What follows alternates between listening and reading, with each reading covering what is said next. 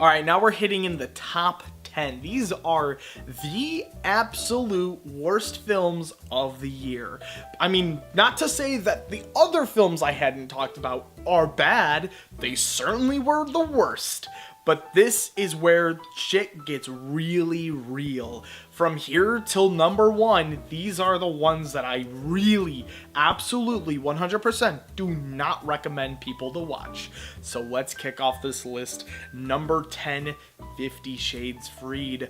I am finally freed of this entire fucking franchise. Boy, that joke is probably not original, but I don't care because I don't have to sit through another 50 Shades of Grey film.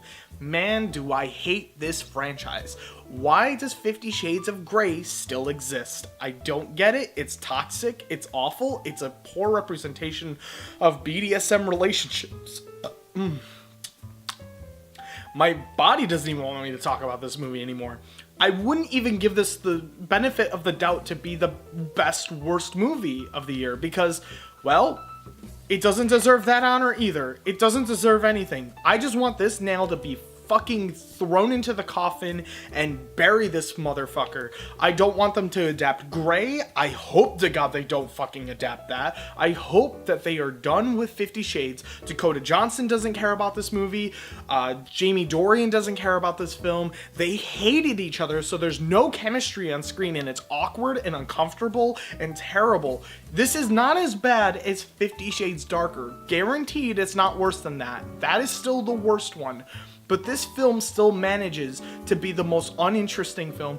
It's convoluted. The plot is so over the top and ridiculous, and it is just another shitty 50 Shades film.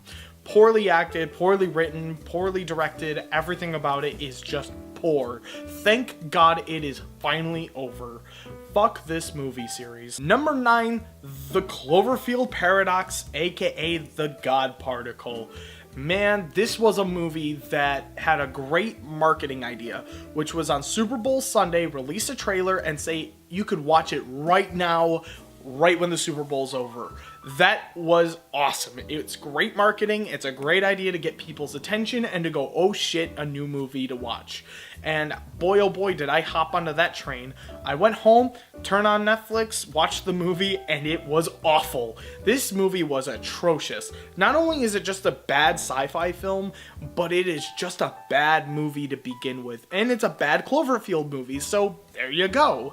The thing is that 10 Cloverfield Lane took a script, a pre-existing script that wasn't Cloverfield related, and then they rewrote it to become Cloverfield related. This film does all of that, but the problem is instead of taking a really good script and then, making Cloverfield stuff into it, they took a bad script and then put Cloverfield stuff into it. I couldn't understand the decisions characters were making. I didn't care about any of the characters. They attempt to try to make one of the characters sympathetic, where they're thinking about their family back on Earth and everything like that. But that stuff gets thrown way out the fucking window. You practically forget about it, honestly. And everything else about this film just falls apart. It really does. Things don't make sense. Stuff doesn't add up in the end, and it just constantly flounders around. It's such a poor experience to sit through. The Cloverfield Paradox is probably the worst the Cloverfield franchise has gotten, and thus far, I think this is it. This might potentially end Cloverfield forever, because the reception on this has been extremely negative, and honestly, I would be okay with them never making another Cloverfield movie again. This was a bad movie to sit through. Number 8, Life of the Party. Melissa McCarthy back at it again on the list. This movie was unbearable. An aggressively unfunny comedy where it's Melissa McCarthy going back to college to finish off her degree, and so she joins her daughter's college, and she becomes roommates with her daughter, and she joins her daughter's sorority party, and she tries to relive her youth and stuff. Her husband has left her for another woman, and it is just awful. And and did I even mention that Melissa McCarthy is fucking a college student? Yeah, that's not gross and creepy. Fuck somebody your daughter's age. That's not gross. Yeah, it's just as disgusting as you would imagine. This movie is fucking awful. All the jokes are literally, hey look, my vagina. Oh my god, my vagina is like Google. It's a Vagoogle. I was like, this this isn't funny. This is aggressively unfunny. It hits every college movie cliche out of the fucking book. The partying, the drinking, the drugs, the sorority stuff. It hits every single college movie beat you could ever fucking imagine. And you have the bitchy college student girls that are for some reason acting like they're in fucking high school. When I went to college, nobody acted like this. I can't think of a single person in college that acted like it was high school. It felt wrong. It felt like I wasn't watching a movie about college. I felt like I was watching a movie about high school, which made the whole Melissa McCarthy fucking a student 10 times creepier then. Did I even add that the boy that she's having sex with is the mom of that boy is marrying her ex-husband, so that's a whole nother can of gross worms that I don't want to touch. This movie's disgusting. It's awful, it's unfunny, Melissa McCarthy is obnoxious, she falls down all the time, and it hits every cliche in the book. It's aggravating, it's annoying, and I fucking hate this movie. Life of the Party can kiss my ass. Number 7, The Darkest Minds. This was in my top 5. I hate this movie. I saw The Maze Runner, The Death Cure this year, and before I saw this film, that, in my opinion, was the worst YA adapted film I had seen all year. But then The Darkest Minds came around, and then I said, wow, that made The Death Cure look good. This movie was unwatchable. By fucking God, this was unwatchable. I was in a theater with maybe 4 or 5 other people, a lot of them couples, and most of them were asleep. I'm not even kidding. I looked over at a couple of the guys in the audience, they were dead asleep. They didn't care. Nobody liked the movie. They didn't seem interested. I was just writhing in my seat, waiting for it to be over. There is no plot, there's no characters, everything is like, ugh, it's so annoying. There's insta-love in the movie. Literally characters that, not even kidding, they make eye contact for the first time in the whole movie, and then next thing you know it, they are instant sexual chemistry between them. And I'm like, no, you don't deserve that sexual chemistry. You literally just made eye contact with each other. It's so bad. It is awful. Then you also have terrible acting, terrible dialogue, terrible story plot, no action whatsoever. It is boring. There is nothing happening. All the characters, like, would be walking around going to other camps and finding other people to interact with, and those characters will shoot at the main characters, and then they'll go, oh wait, hold your fire, sorry, we didn't know it was you. It's like, if you didn't know it was them, then why the fuck would you shoot at them in the first place? You could have just killed all the people that you needed in your party. Oh my God, it made me mad. And then there's this whole storyline where you have Brianna Tarth, fuck, I can't even think of her name. The girl, Captain Phasma from Star Wars Force Awakens. You know how she's really useless in Star Wars? Well, guess what? She's just as useless in The Darkest Minds. She's there as a bounty hunter to go hunt these kids down, and immediately is gone, and then she comes back, and then she's defeated in like 2 seconds, and she's gone throughout the movie. And I was like, wow, what a wasted fucking plotline that was. Plus, you also have a storyline where there's a twist in it, and that twist wasn't really a twist. I was like, wow, shock. That's exactly what I expected to happen. And might I add, it had a bullshit ending too. And where she decides, I'm gonna erase the memory of the guy I love by making out with him. Fuck this movie. Fuck this movie with a fucking hot iron. I hate this movie. I was so mad throughout this whole film. I was clenching my fists, hoping for it to be over. It was agony. It was an agonizing experience. It was an unpleasant experience, and I never want to sit through this again. I was bored to tears. Everybody in my theater was falling asleep. Nothing was interesting. This movie fell apart to fucking pieces, and I don't want it ever again in my life. See you later, Darkest Minds. I hope you never get a fucking sequel, because there are multiple books in this series, so please go away. Be like a Mortal Instrument and just go away. Number 6. I'm just as shocked that this is just at number 6 on my list, but Holmes and Watson. Boy, did I want this to be higher on the list. I wish I could have made this higher on the list, but it it is the worst comedy I'd seen this year. It really is. There was zero comedy in this film. Everything seemed like you could tell where they're attempting the joke. The joke is there, but they fuck it all up so hard. You're like, oh, that could have worked, but it wasn't working. The first scene in the film, you have Holmes kissing a donkey's ass. You have scenes where Watson is having sexual like love music playing, and he's getting hot and heavy with a girl as he's washing a dead body. It's disgusting. His fucking nipples like ejaculating and shit, and it's gross. It is some gross fucking humor. It's not funny. It's painfully awful. Will Ferrell is doing one of the worst British accents I have heard in a movie in quite some time. There was nothing funny about this movie. The jokes are stretched. They literally take a joke way too far and then they just keep rolling with it, and you're like, oh my god, just make this joke end. There's a joke where he vomits in a bucket because he sees a little bit of blood, and he will vomit for about 5 minutes straight. There's a joke constantly where he's changing his hats and he's like, I don't know what hat to wear, because he doesn't have the signature Sherlock Holmes hat yet, so he's making on pirate hats and fucking Make England Great Again hats. The amount of times that they constantly were making modern day jabs and references like selfies and the Trump presidency, I was like, why are we doing this in a fucking Sherlock Holmes comedy? And it's not even funny. Nothing about this movie was funny. It was painfully awful to sit through. I was just waiting for this movie to end. The only good thing I can tell you about this movie is it went by like a fucking fart in the wind. I was like, wow, that stunk. Oh, it's done. Okay. And it was just gone. It stunk. Every second that I probably spent smelling that fart was agonizing and disgusting and awful and the worst fart I've ever smelled. But it came and went. So I can't complain there. The movie was extremely short, which was the best thing this movie had to offer. When this film hit the credits, I sat up in the theater so fucking fast, I was out the door. I sank lower and lower and lower in my seat until like the end of the film when I was like, Jesus, I'm like near the ground. It was bad. It was really bad to sit through. No, fuck this movie. This movie is not funny. It's aggressively unfunny.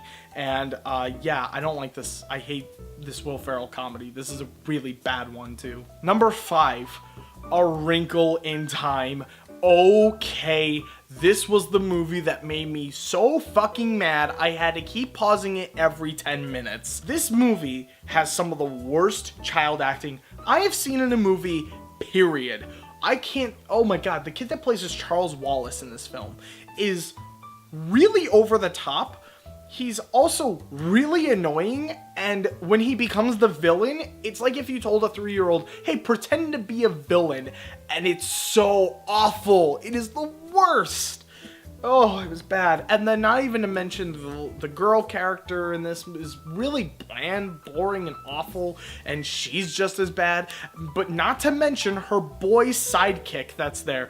A completely useless character to be there, where he does nothing and he has no emotion throughout this whole movie. He has the same face from the start of the movie to the end of the film. He has not changed his facial reaction. He's like a fucking stone carving of a kid, and he's just walking around with this other girl. It's really bad. It's like they took the original source material of A Wrinkle in Time, ripped out the fucking pages of it, crumpled it up, and used it as fucking toilet paper to wipe their ass, and then they crumpled it back and threw it in the toilet, and then they were like, okay, so we're making a movie about Wrinkle in Time, where's the book?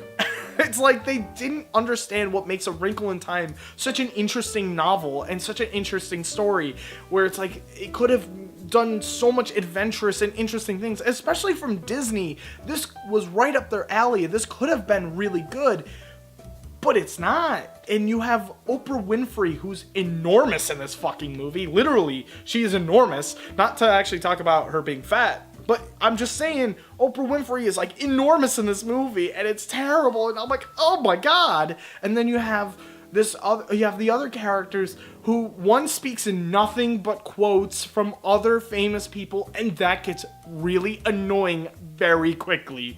Reese Witherspoon was in it, and she turns into like a fucking green monster thing and flies them around for no fucking reason, and I didn't get why we were doing this. It felt like padding. All this movie felt like was just padding.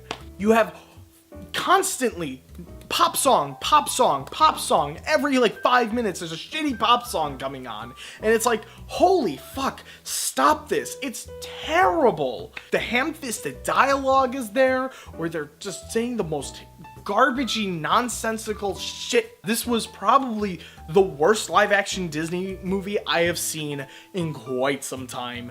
And I typically hate live-action Disney movies. I'm not a humongous fan of them, but Jesus Christ, this was easily the worst it has ever been. It was agonizing to sit through. This movie was like teeth-grindingly bad. If this did not make my top 5, I would have been completely surprised, because no, this deserves to be in the top 5.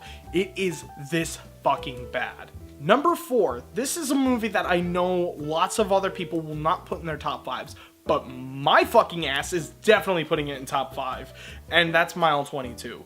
Look, say what you will about, you know, this film, where they're like, oh, but it has the guy from The Raid in it. Oh, but it's directed by the guy that made Deepwater Horizon, Patriots Day, and Lone Survivor. It has Mark Wahlberg in it. I kind of liked it. The action was good. That's wrong. All of that's wrong.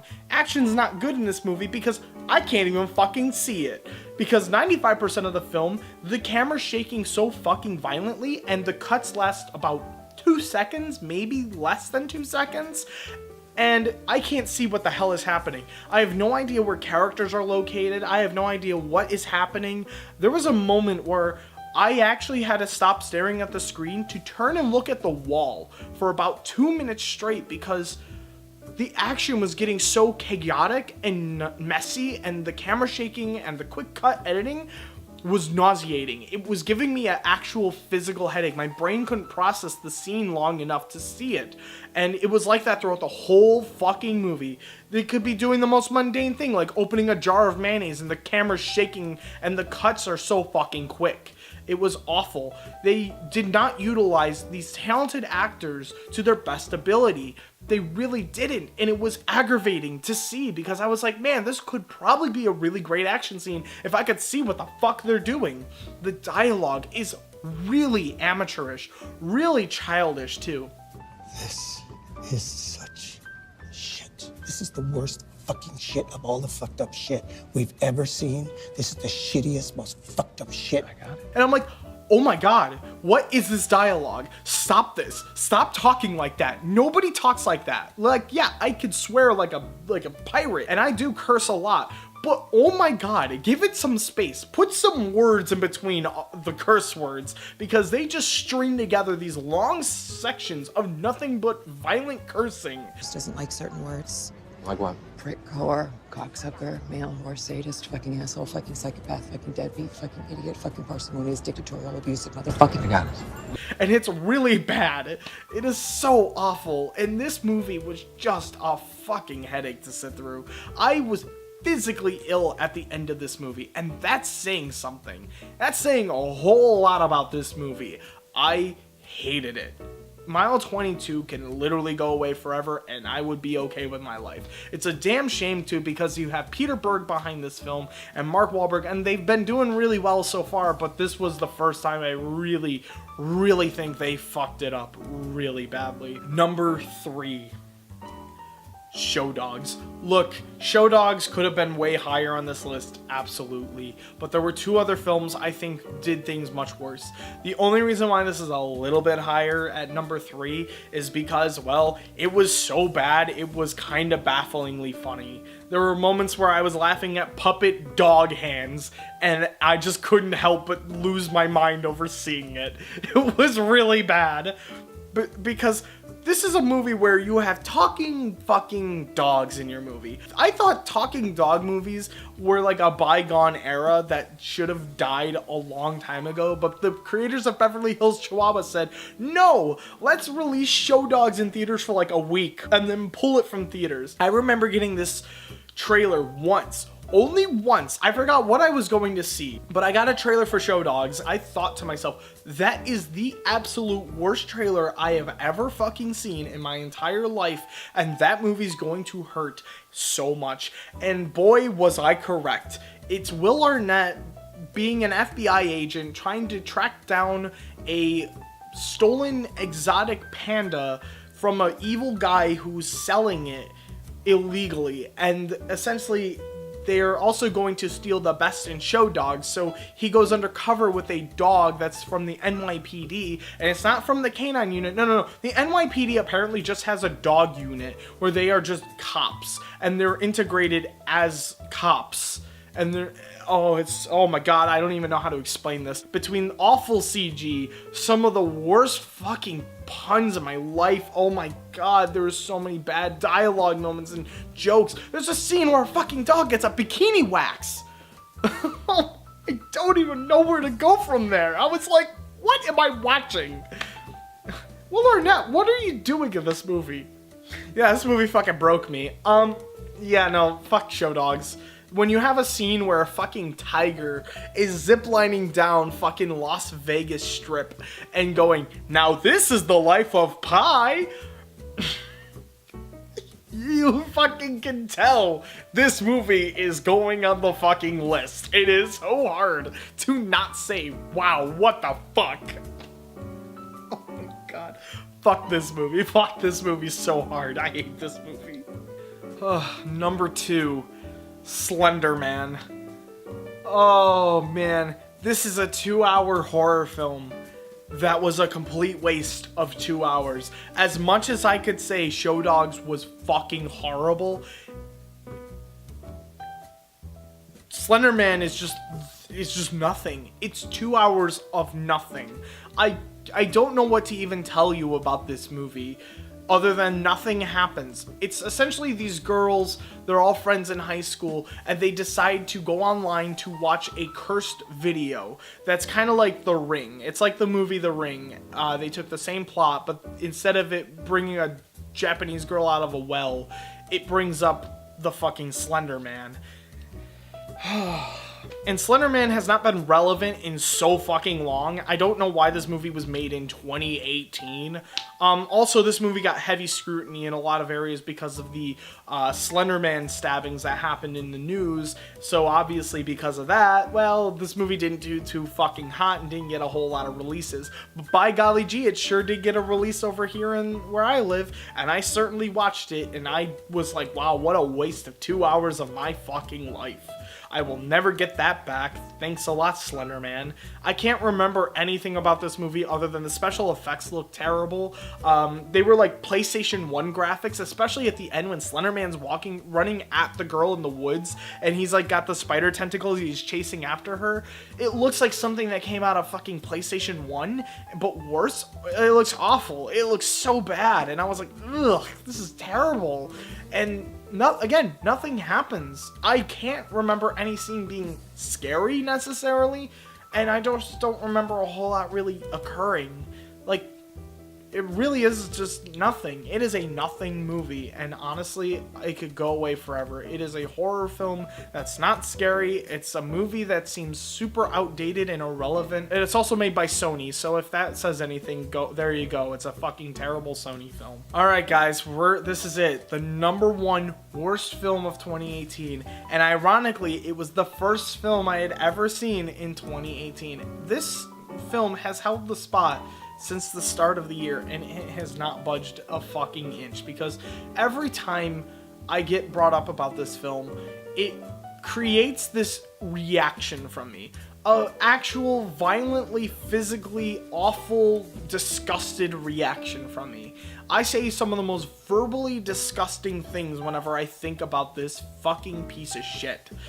And here we go. It's gonna start now, so why not just let you know? It's The Open House, a Netflix original film hitting the number 1 spot. Sure, sounds pretty fucking cheap. Slender Man would have been the number 1 because it's theatrically released, but The Open House is 10 times worse because not only is it a nothing movie where nothing happens as well, just like Slender Man, but the ending is actually worse than Slender Man. Whereas Slender Man had nothing happening and it was just a boring fucking movie, and I was just constantly like, ugh, why does this exist? That was what a waste of my fucking time. Not only was this a waste of my time, but the ending was actually something that made me so fucking violently mad I couldn't even begin to describe it. So I will describe to you the ending of this film, which is where all my aggression is. But before I get into the end, let's talk about the film itself. So essentially this boy and his mom, his dad dies, and they're going to now sell like the aunt's home or something like that, and they're gonna go house sit the house while she's out of town, and they're going to do they're gonna help out, get ready for an open house. Essentially this mom and the son are going through the home, they're trying to gather themselves up since the death of the father, which they don't talk about too often. It kind of just comes and goes, and they're like, oh yeah, dad's dead, okay. And they kind of forget almost that their dad's dead. But anyways, they go in and start an open house, and people are coming in and out, and one unsavory figure, I guess, we don't know who it is or who he is or what they are, they end up coming into the house, and they are secretly in the house without the teenager and the mom knowing that he's in the house. Kind of an okay idea. Like, a guy is in your home and you have no idea there's somebody in there, and they're constantly watching you and all this other jazz. It's a great idea for a horror film. I have nothing against that idea. Too bad everything that's scary about this film is this. I put a bowl of cereal down. He walks away for a little bit, comes back. Where's my bowl of cereal? I don't know. Oh man, my phone charger. I'm gonna plug it in here. And then he walks away. Where's my phone charger? I thought I had it in this outlet. Oh well, it's minor inconveniences, the movie. This killer is literally just doing minor things like moving chargers, moving cereal, turning off the pilot light while they're taking a shower, and having to relight it again in the basement. It's so stupid, and it's not scary. This movie has 0 scares in it. I was not nervous throughout any of this because I just knew, okay, so he's just being an asshole. So I'm gonna jump ahead a little bit because this is literally maybe like an hour and 20 minutes of all of this stuff happening where nothing is going on. He's just being really annoying and just inconveniencing people for about most of the film. But here we go, the end of the film. So a guy and the mom are dead. They got killed off by the killer. This is when the movie kind of starts having something happening. And it's been like, there's like maybe like 10 more minutes left in this movie, and I'm like, okay, what the fuck are they gonna do here? So the son runs away into the woods, and he eventually falls asleep in the woods while there's a killer chasing him. Really smart idea, kid. Fall asleep in the fucking woods while there's a fucking maniac chasing you. Really good idea. Awesome. You're gonna die. And lo and behold, he wakes up and the killer is there. And so he's like, oh no! And then he doesn't get up and run. He just keeps scrambling on the ground like an idiot. The killer, now might I add you, he just saw the killer. He sees the killer's face. We have not seen the killer's face except for a little tease when she lights the pilot light, where she lights the match and we see his head over her shoulder as a jump scare. But like, so we don't see his face throughout the whole film. And I'm thinking, okay, this is the chance where we might be able to see his face. He decides to go over to the boy, take out his eye contact lenses from his eyes with his fingers so that we can get a first-person perspective from the kid's point of view, that he can't see him and he's blind and we can't see his face. And then literally kills the kid and walks away. Movie's over. This is why I hate this movie. Not only does it do something that isn't meant for the actual character's personal things, like he just needed to kill the kid. Why did he take out the eye contact lenses? Well, it's not because of the kid. No, because the kid has already physically seen the killer. He's looked at him in the eyes and he's just gonna kill him anyways. The problem isn't that. It's because they took out the eye contact lenses for us, the audience member watching it, so we don't see his face. That is some fucking garbage. That is so stupid. The nonsense that brings out is, oh, it was aggravating. And the killer gets away with it. We don't know who he is, what his motivation is, what he's doing, why he's doing it.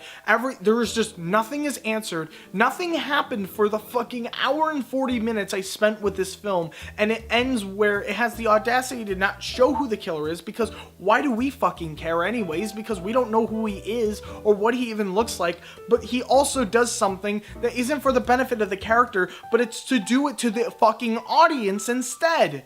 That's such garbage. It's such fucking nonsense. This movie is terrible. It's horribly boring. It's such a stupid fucking horror movie. The ending is insulting. This movie was insulting. 2018 had some of the fucking worst movies I have seen in a really long time. There was a lot of films I saw this year. I saw over 100 movies, and a lot of these movies ended up being like 4 out of 10 or lower. There was a lot of them.